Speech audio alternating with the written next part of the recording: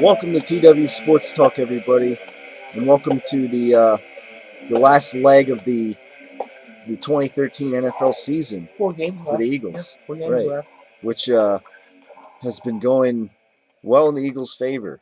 Um, I guess quarter three was essentially four straight wins Yeah, of the yeah, season. yeah. After what was looking like a season where everyone was thinking, maybe we'll just you know hope that they lose. Yeah, Maybe build in the draft more. yeah, But yeah.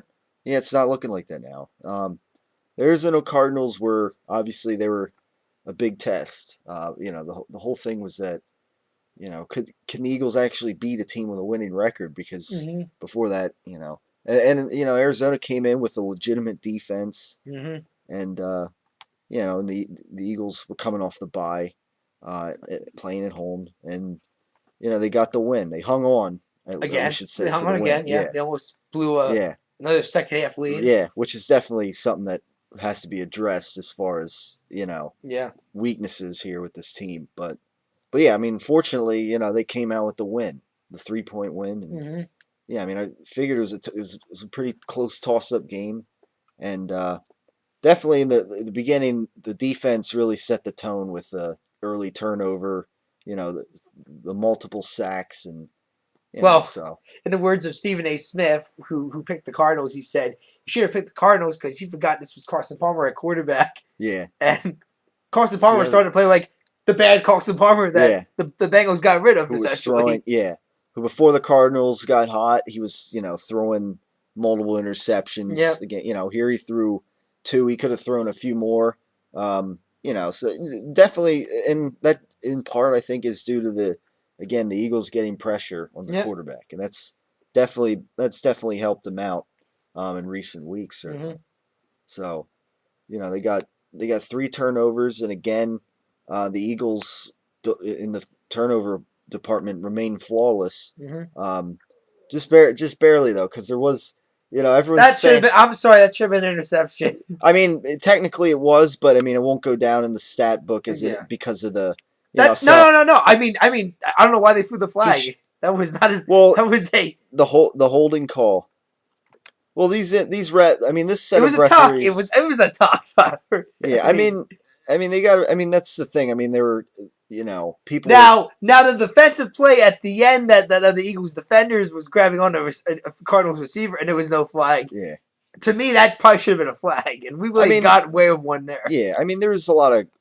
I mean, there's a lot of gray area with this. Definitely this week in the NFL with refereeing. Oh, There's a lot. yeah.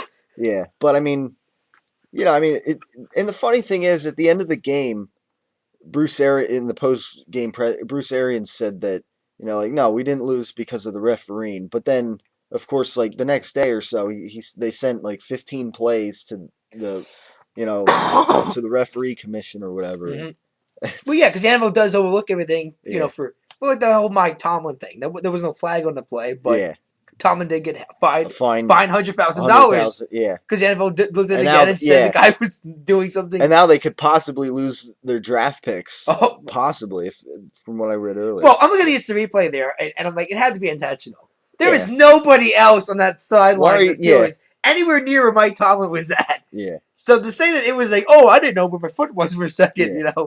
I mean, clearly he's reaching his foot out trying to trip the guy, it looks like. yeah, And I kind of wish he did, because then the ref would have to throw the flag. Because, what? Oh, the guy fell out on his own feet? I mean, yeah. Yeah, so going back to the, that I guess what was like an interception, yeah. I mean, I guess you could look at it as, he better off taking the sack in that case and Yeah. not throwing it. He kind of got away with one there, definitely. Mm-hmm.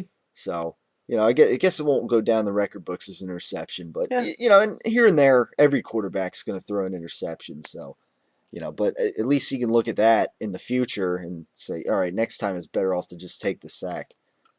Well, he's getting close Which, to a record, though, by a quarterback, though. yeah, he broke the Michael Vick record of for the Eagles, of Mm-hmm. consecutive.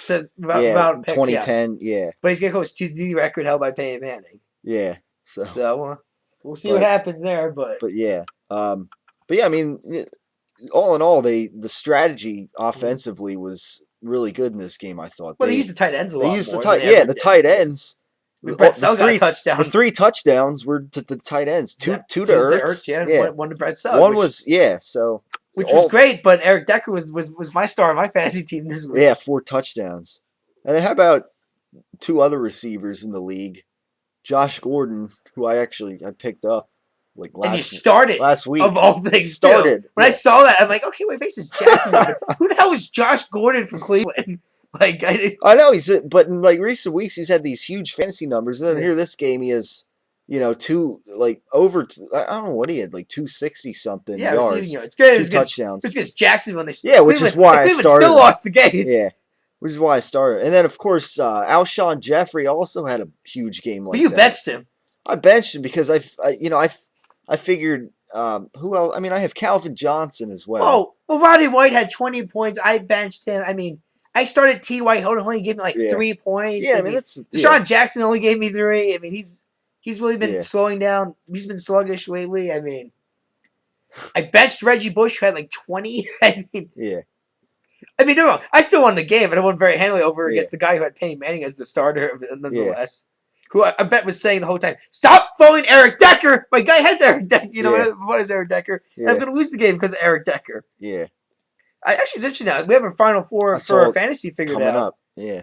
I mean, it's still. I mean, you and me are guaranteed the 1 and 2. 2 people are based. Yeah. And the other 2 guys are guaranteed the 3 and 4 spot. It's just who's going to be the 3 and 4. Overcomes. Yeah. I mean, if I beat the Dez guy, and the New York guy wins, the guy who's Peyton Manning. Yeah. Then it would be me against the New York guy, and you gets the guy who has I guess is a huge Dez Bryant fan. Yeah. That's my guess. Yeah. But if you lose and I win and I get the 1 seed because of the tiebreaker over you, so I mean there's a lot playing for here yet. But it might be looks like a Maple Grove Marauders versus Moden Eagles final probably. Yeah. And if that's the case, I got to hope that the Saints quit the playoff berth because I don't want to see Drew Brees or even Matthew Stafford on that field.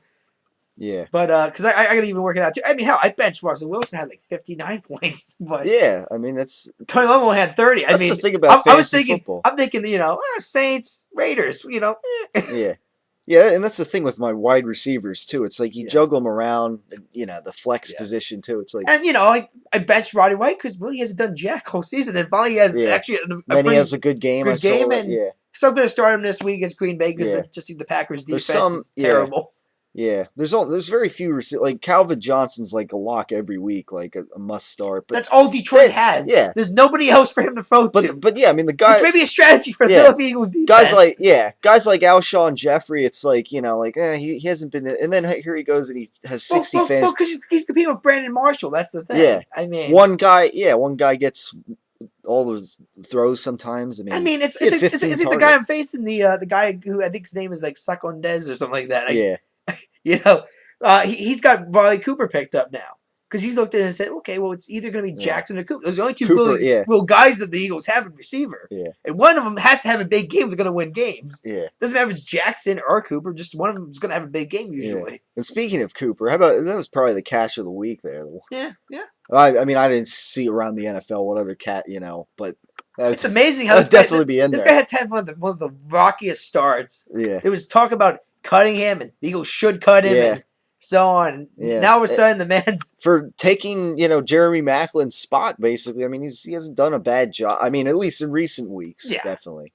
Macklin's not going anywhere though. I mean, if this offense had Macklin, well, that's the other thing too. If Macklin was healthy, would Cooper probably still be on the roster?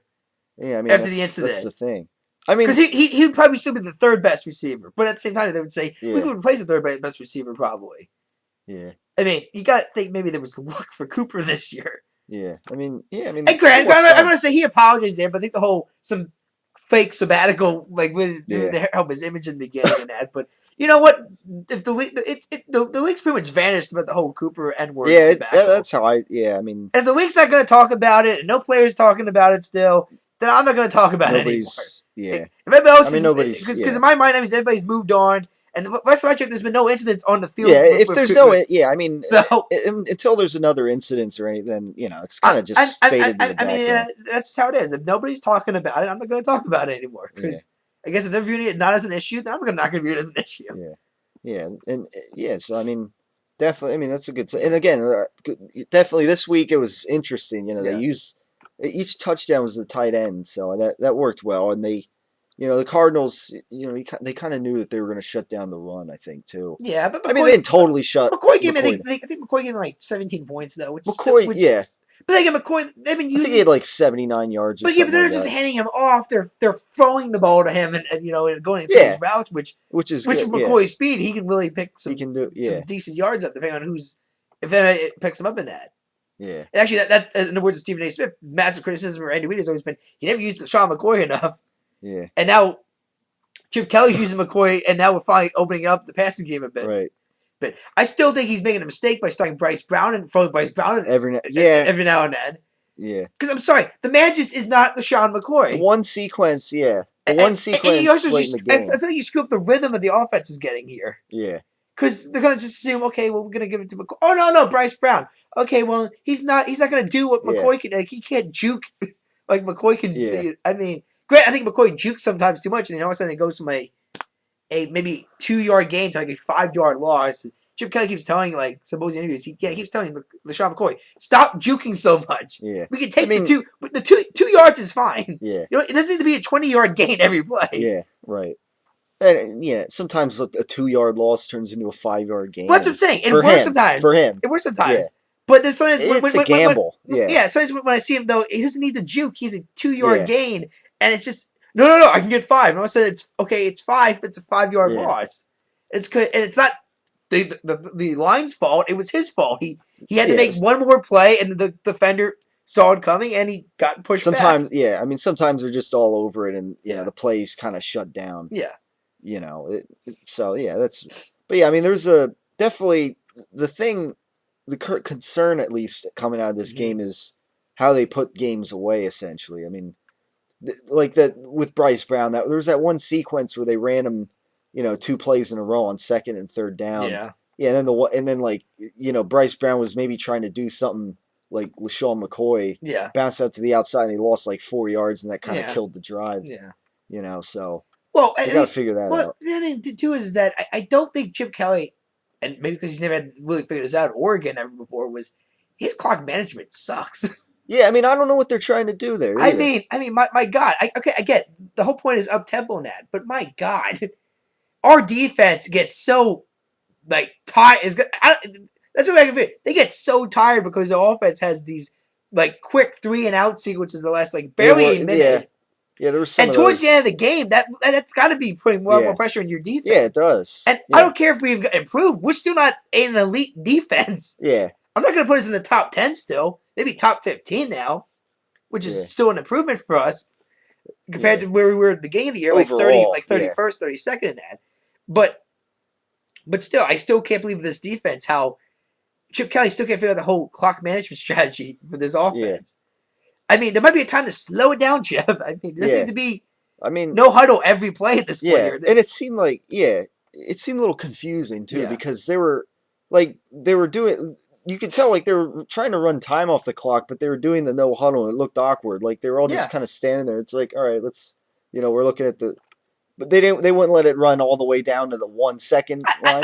I mean, what I would do is, if you want to still go no huddle in the end, is that as long as you hang on to the football and you don't give it to the official right away, the clock's still ticking away in that. I mean, and hell, he doesn't even set the play clock. They don't set the play clock until he actually sets the ball. Yeah. So, I mean, and if you have, and for the no huddle, Chip can always say, well, as soon as you're down, you give it right to the official because we want to keep this offense going as fast as humanly possible now. Yeah. I think when you're in the position they were in the second half, you don't do that.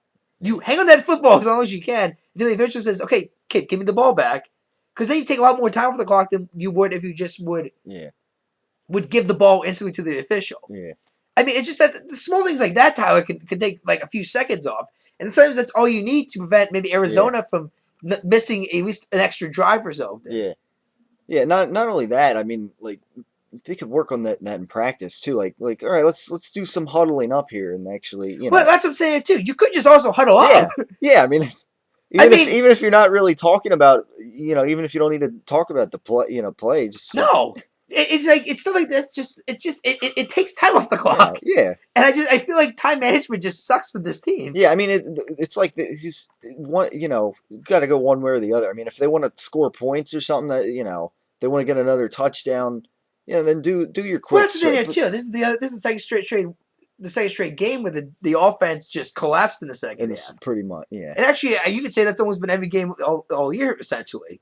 Is that we have a solid first half, and all of a sudden the offense just. Yeah. I don't know what happens in the second half of these guys. Yeah. No, I think one factor about that was, they were running the ball. They knew Arizona knew that they were going to run the ball. They were stacking the box and they were stopping the run too. I mean, maybe throw in a play action in there. Maybe still do some passing at least. I mean, because Arizona, they knew what was coming basically, and I think that probably hurt. I mean, you could also say it's still tiring too, because even for an elite professional athlete, especially towards the end of the season, now this is where I think it's really going to see if we don't get any key injuries in the next couple of weeks.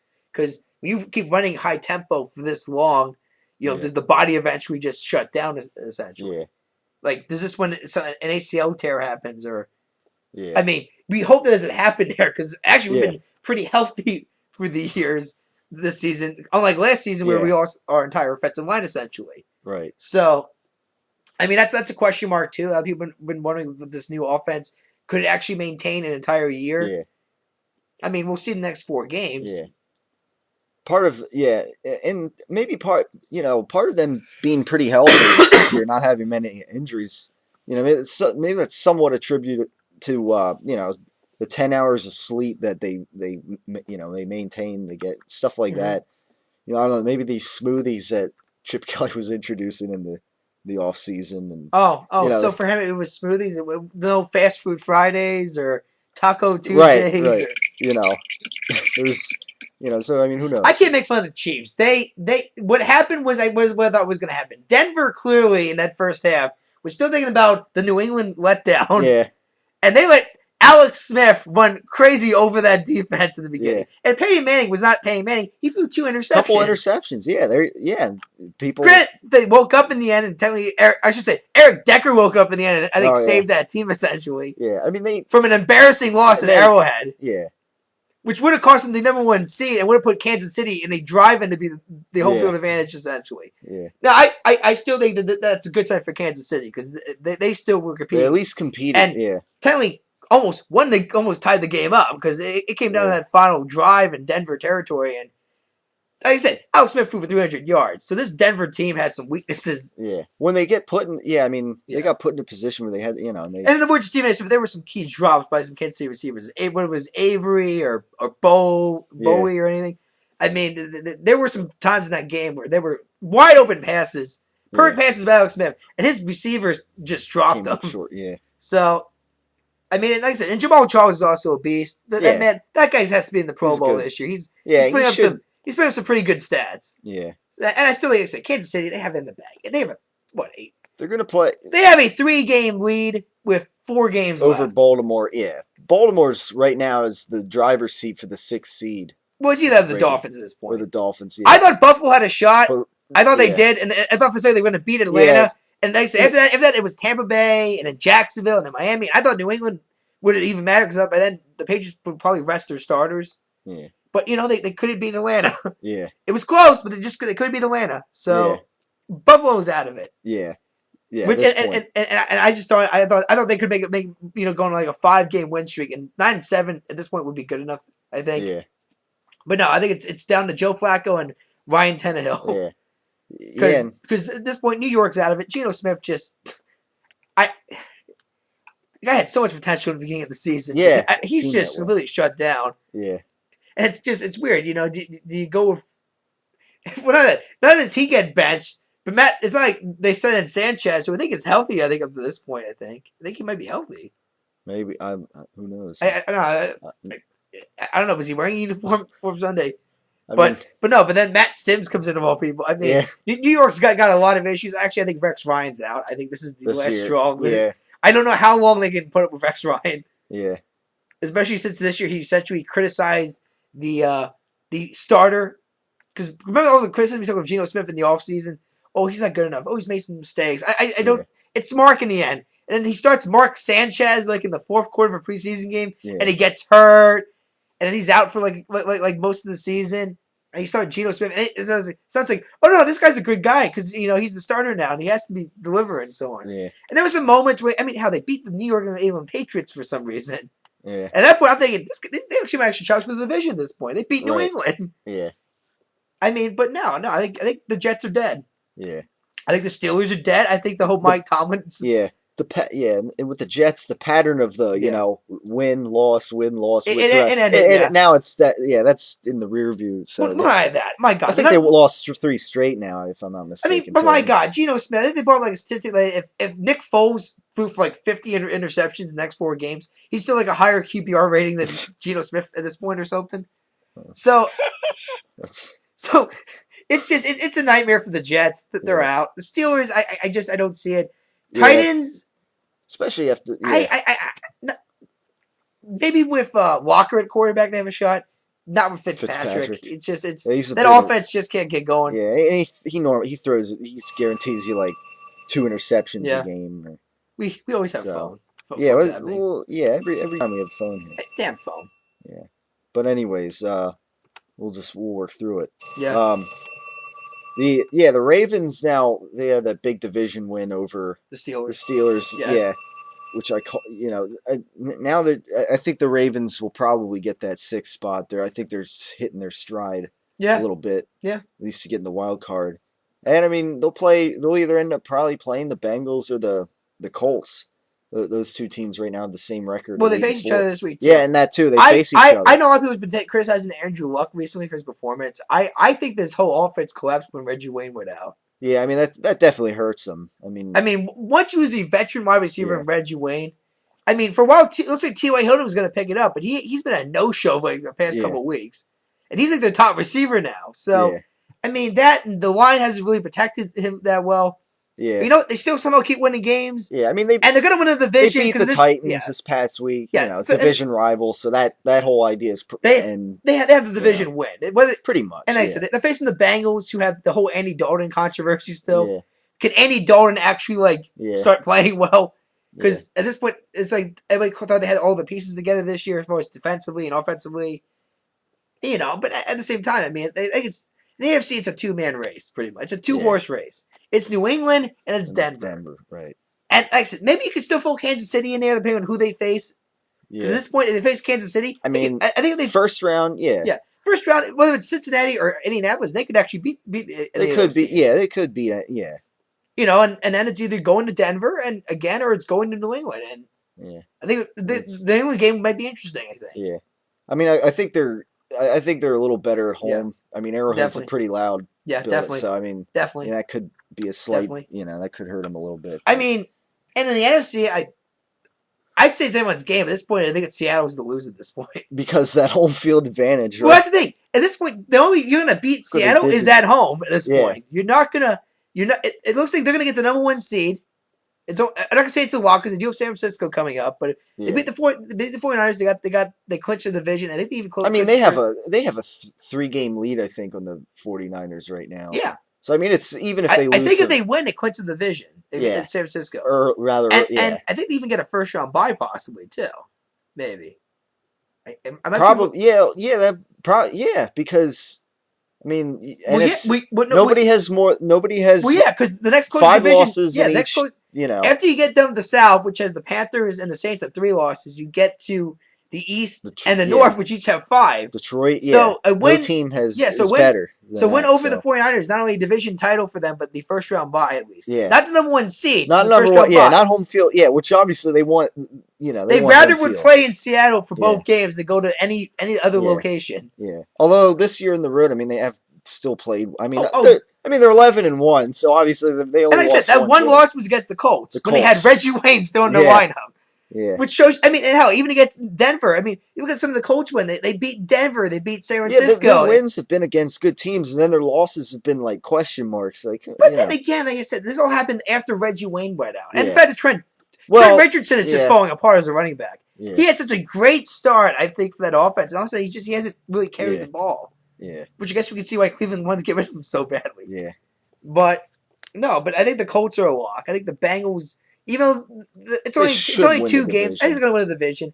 At this point, it's down to either Joe Flacco or Ryan Tannehill, and history's on Flacco's side. Yeah, I think they're hitting their stride too. And but then again, in the wild AFC, who knows who's going to get that 6th seed? Yeah, I mean, either way, it's good. I think if it's Baltimore, Cincinnati, or it doesn't matter if it's Indianapolis, I think it's still going to be an interesting wild card there. Yeah, for all 4 teams essentially.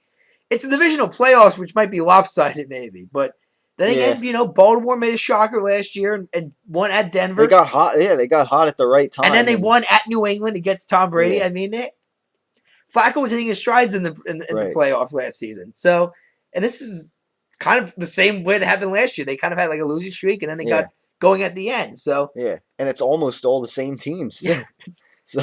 Minus the Houston minus the Houston Texans, minus the Texans, which I have called right on the money essentially. Now that I think you didn't think they'd be that bad, though. I didn't think first round pick bad. But, Nobody, yeah. But I figured Matt Schaub would take him a step down. Take him a step down. Granted, Andre Johnson isn't helping matters when he gets an argument with Matt Schaub, and Case Keenum. At this point, I don't know who's going to be the start. Yeah. At this point, it sounds like they're going for a quarterback in the first round. Yeah, and right now, I think they'd have the first pick. I think in the draft. So if it ended today, at this point, it's Teddy Bridgewater or Johnny Manziel. Yeah. At this point, if you had to pick a pick. Well, if they get first pick, I'd think that they'd take Bridgewater. Even though Jacksonville has been going for him too, because looks like Jacksonville wants to go quarterback. Well, Jacksonville. But here's the thing. They have 3 wins now too. Well, yeah. So they're actually ahead of Houston. Who plays them on tomorrow night too? Well, yeah, but Jacksonville beat them in the first meeting. Yeah. Oh, well, yeah. I mean, that's so. I mean, if they beat them again, then obviously, I think Houston has the number 1 pick locked up then at that point. Yeah. I mean, granted, I think they actually can beat the Colts a second time, maybe. Because they actually technically had that first game won. Was it for T.Y. Hilton having a big game? Texans against the Colts. Yeah. Because they do face them a second time yet. Yeah. But, I don't know. We'll see you there. But, no, I mean, obviously the whole Marcus Mariota staying senior year shook a lot of draft boards up. People thought he was actually going to leave. Right, yeah.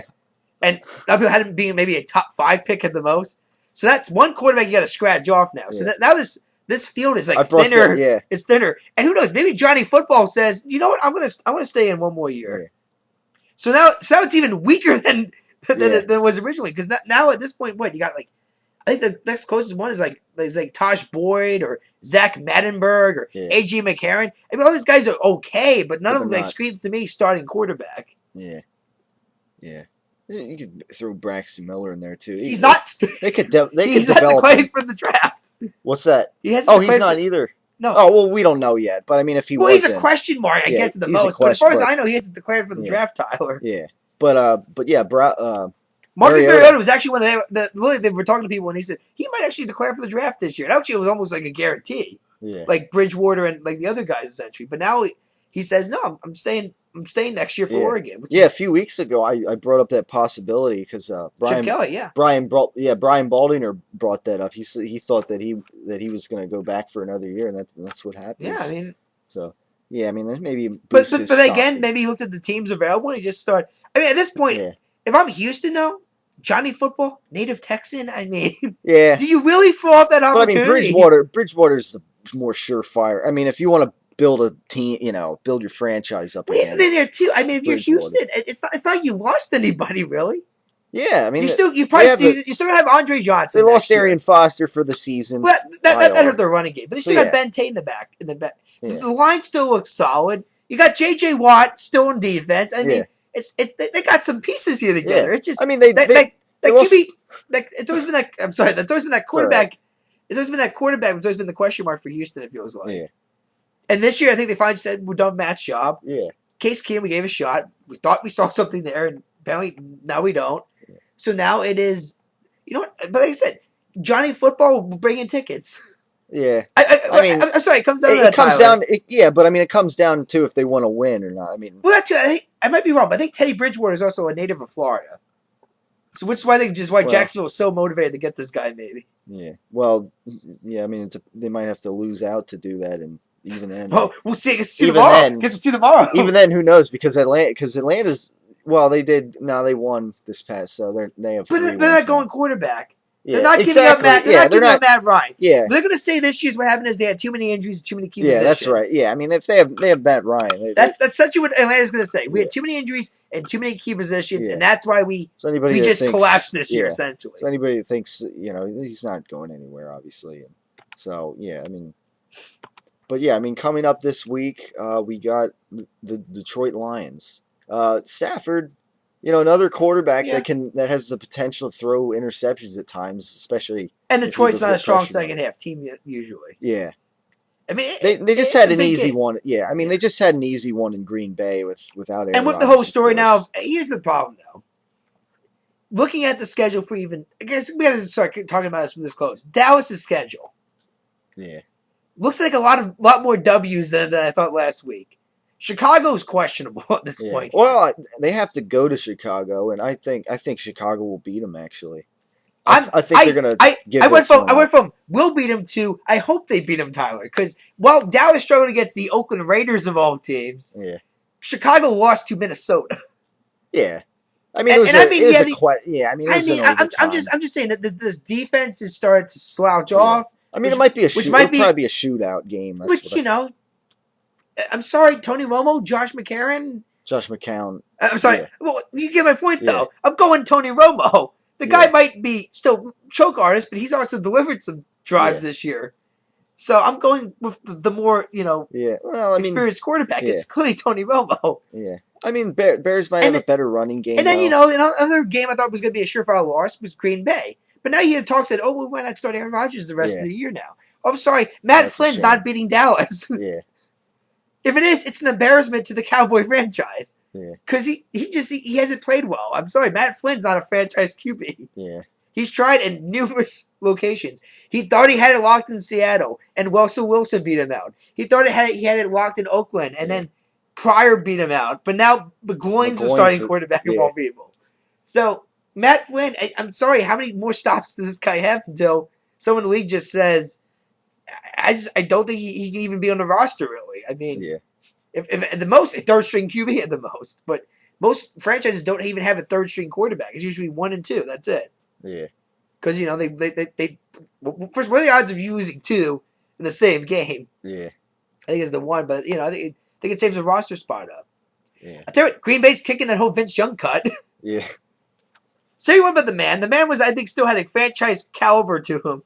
This would have been a good opportunity for Green Bay, and they said no. He's not good enough. We're going to stick with Seneca Wallace. I think was the guy that this week became the backup for Green Bay. No, but I really do think that they wish they had Vince Young still.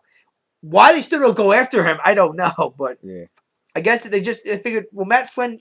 But let's see. I think Matt Flynn had like that one amazing run back in the day. Yeah. Like when.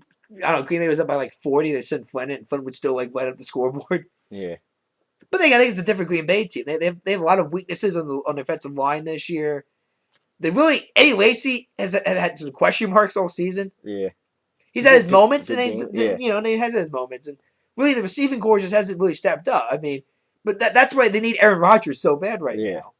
Because only Aaron Rodgers can make everybody else good around him. Right. Matt Flynn just can't. So, I mean, it's Matt Flynn. Dallas wins another game. And then, oh my God, Archie at 3 in Washington? Yeah, they're a mess right now. I mean, well, not that. You have like the whole the whole locker room saying like, oh, you know what? Maybe he shouldn't be playing right now. Might get hurt again. Well, when I had that, I think there's this whole why is this kid the leader of the team? Yeah. He hasn't earned any respect yet. Yeah. And number 2, why is his dad in the locker room? Yeah. I mean, there's been plenty of criticism towards this guy in that, and I'm sorry, the whole father in the locker room thing, I think it was like the last straw for a lot of. Yeah. Clearly, Mike Shanahan's getting fired this year. Clearly, his son Kyle Shanahan's getting fired this year. Clearly, next year it's going to be a new coaching staff, probably a new offense, and maybe some switches even on the roster here. Because where was the leadership on this team all season? Yeah. So if Dallas goes 3 out, Tyler, we have to go 3 and out. And what? Because then, and how deflating would that be? Like, then the Cowboys, they wouldn't have to. I mean, if they lost the game to the Eagles, it wouldn't matter because the Cowboys had to lock. Yeah, it wouldn't matter. Yeah. So, I mean, Detroit's a bigger game now than I think even Arizona was now. I mean, because once again, we could easily lose this game. Calvin Johnson can easily go. I guess he's going to Yeah, face I Kerry. mean, he could have I a guess big fantasy. yeah, Yeah, I guess he's going to face Kerry Williams, the yeah, trash he's talker. suspect. Yeah, Of the he defense. can be suspect, and so I mean, Matt Flynn could throw picks, but he could also throw like 4 or 5 touchdowns against his defense. yeah. 2 of them could be the Calvin Johnson, maybe even 3 if he has that big of a game. Yeah.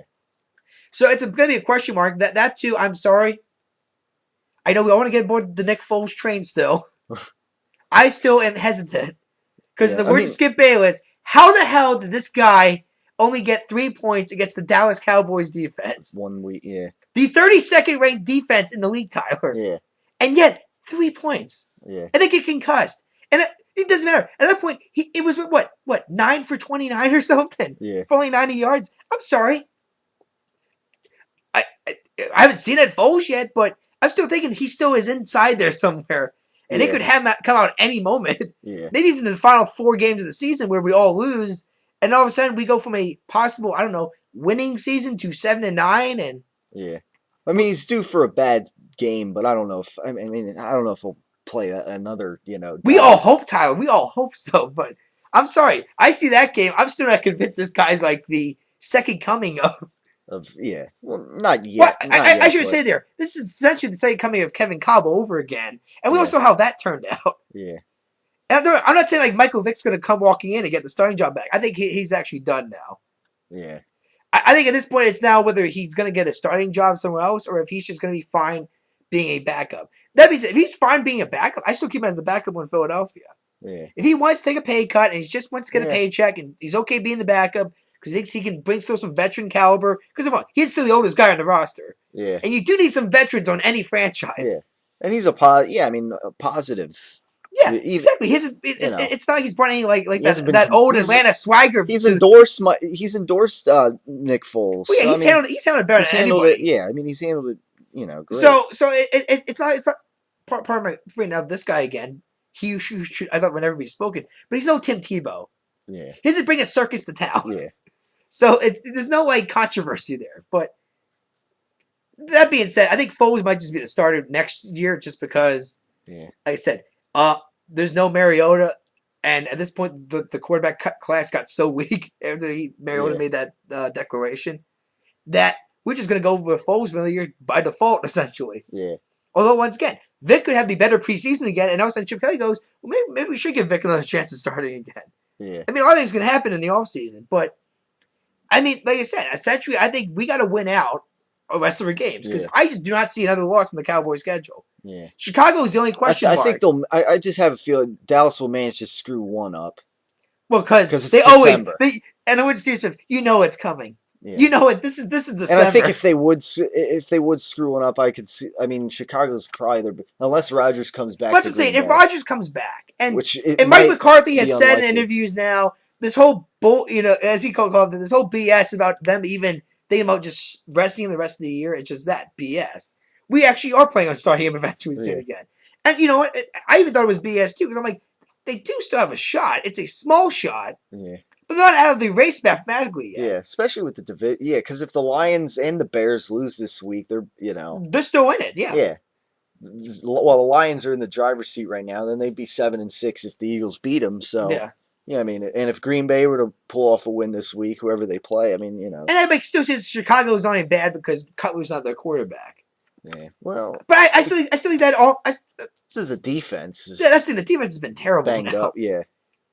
But that's the thing too, and we do face all these teams on our schedule yet. I mean, and like I said, Minnesota for us is, I think, still a trap game. Yeah, it could. No matter who the quarterback is for them at this point, I don't even know who the quarterback's going to be against. I think it's Matt Castle possibly for us, but I'm still saying trap game, and it's still Adrian Peterson. Yeah, I know he's still question marked, blah blah blah, that, but he had a pretty nice game last week against Chicago. And it's not like our defense has been, always the stop the run always, great every time. Right. I mean, how Alfred Morris had a field day of our defense, even when we beat Washington. The key is turnovers. Yeah. With the defense too, and then sometimes it's shutting them down in the red zone. And but Adrian Peterson doesn't fumble the football, and he's kind of a beast, Tyler. Obviously. So I mean, trap game there, and like I said, Chicago. I know question marks here, there.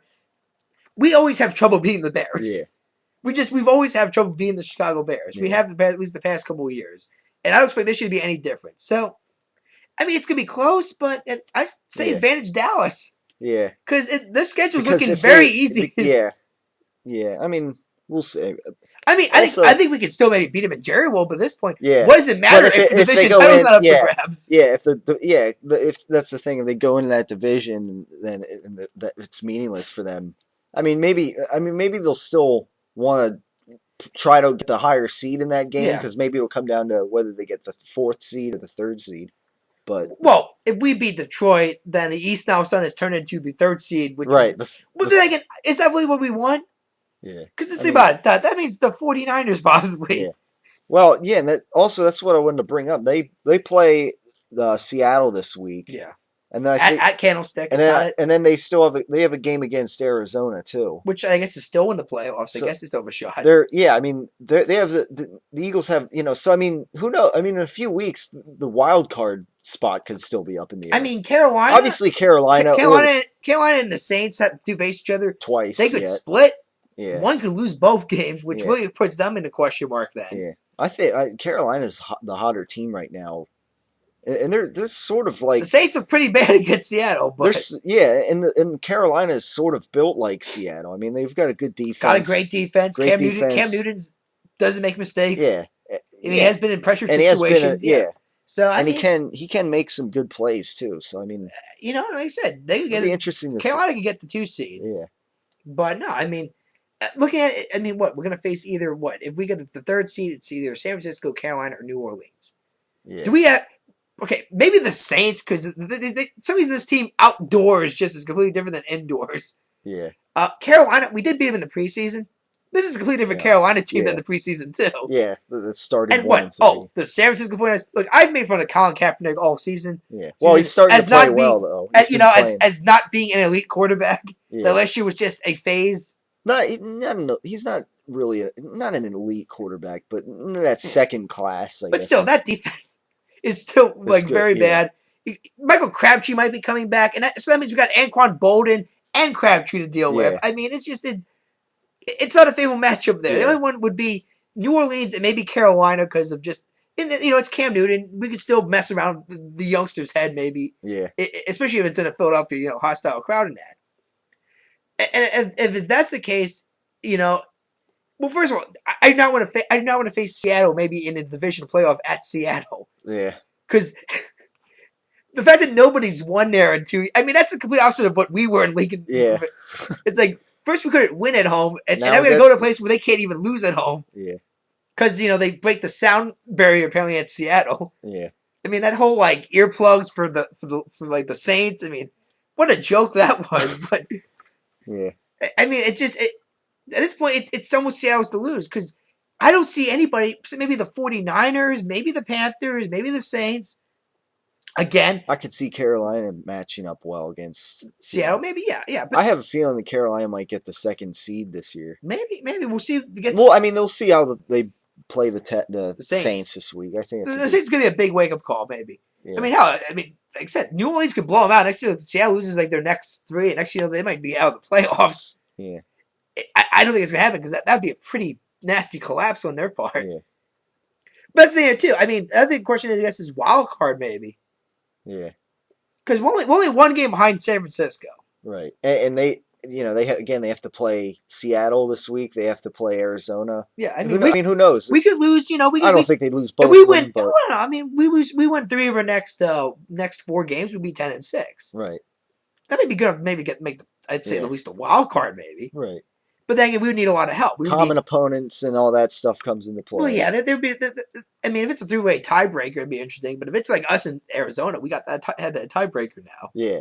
Right. Exactly. But then again, like I said, a 6 seed, and that means we would probably face. I don't know the 3rd seed, which could be Dallas again. It could be Dallas. It could be it could be whoever wins the North, which I guess is going to be the Lions. Yeah. Well, if that were to happen, I mean, it would have to be Dallas because Dallas would have won out. Yeah, would have won out essentially. Yeah.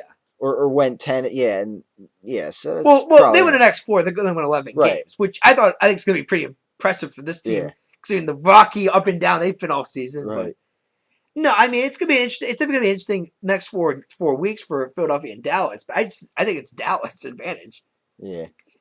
At this point, it's Dallas's to lose. As sad as it might sound, it's Dallas's to lose. Yeah. We still got to do our job and win our games. That's all we can do, Tyler, is win our games.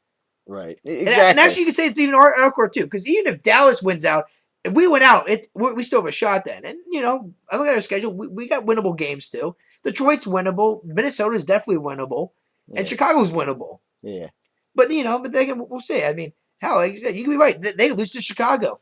Dallas next week. Yeah, who knows? And then Aaron Rodgers comes back and loses to Aaron Rodgers. Yeah. And we win. We beat Detroit and we beat Minnesota. Yeah. And I said, we just have to beat then Chicago. We don't even need to worry about going to Jerry World anymore. Yeah. We could rest our starters in that game for all I care. Yeah.